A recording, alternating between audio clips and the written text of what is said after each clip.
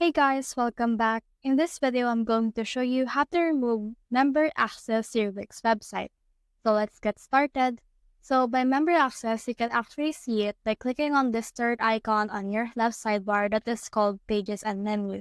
So click on this one, and once you have clicked on this, you will be able to see this members area. Now in here, you can see that it is a member page while this is a private member page.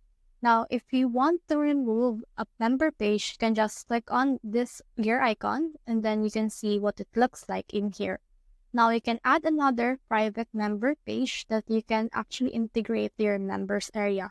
But if you actually want to remove this one by one, what I suggest you to do is to just click on the actions right here. So click on actions, then click on delete members area right here in order to properly delete the members area in order to actually deprive the member access of the members on your team or on your website as well. So that's the whole process. If you have found this video helpful, simply leave a like below or subscribe because it helps me reach more people. See you soon!